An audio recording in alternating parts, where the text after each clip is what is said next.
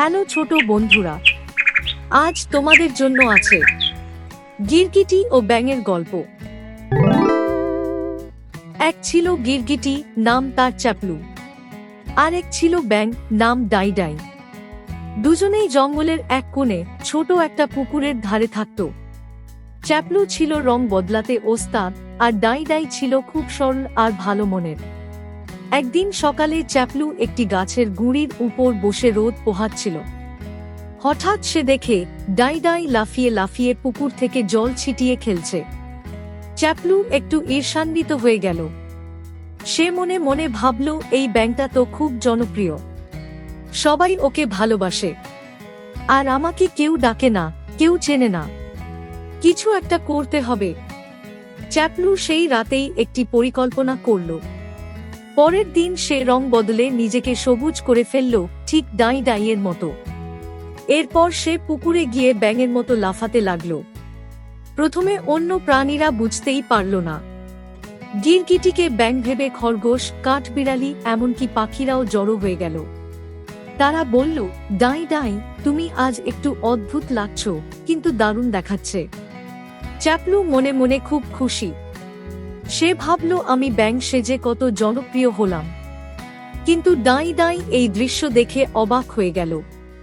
সে চুপচাপ কিছুক্ষণ দেখল, তারপর পুকুরের ধার থেকে চেঁচিয়ে বলল, চ্যাপলু ভাই, তুমি গিরগিটি হয়ে ব্যাঙের অভিনয় করছো কেন? চ্যাপলু থতমত খেয়ে গেল। সে বলল, আমি তো শুধু একটু মজা করছিলাম। সবাই তোমাকে ভালোবাসে, আমায় নয়। ডাইডাই বলল, ভালোবাসা কখনো নকল করে পাওয়া যায় না ভাই। তুমি যেমন, সবাই তেমন ভাবেই তোমাকে গ্রহণ করবে। তুমি তো গিরগিটি, তুমি রং বদলে জঙ্গলে আত্মরক্ষা করো, এটাই তোমার বিশেষত্ব। আমি ব্যাঙ, আমি লাফাতে পারি, এটাই আমার শক্তি। আমাদের যার যার গুণেই গর্ব করা উচিত, অন্যকে নকল করে নয়।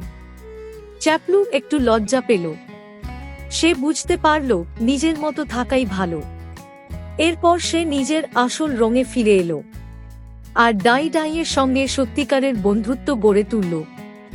দিন গড়াতে লাগল। চ্যাপলু আর ডাইডাই দুজনে মিলে জঙ্গলের বাচ্চা প্রাণীদের শিক্ষা দিতে লাগল, নিজেকে ভালোবাসো, নিজের গুণে গর্ব করো, আর কাউকে নকল করো না। একদিন বনের রাজা সিংহ এসে তাদের প্রশংসা করল। বলল, তোমরা সত্যিই জঙ্গলের গর্ব। শিক্ষাটা শুধু মজার গল্প নয়, উপকারে এসেছে। আজ থেকে তোমরা আমাদের জঙ্গলের শিক্ষাদাতা। চ্যাপলু আর ডাইডাই দুজনেই খুব খুশি হল।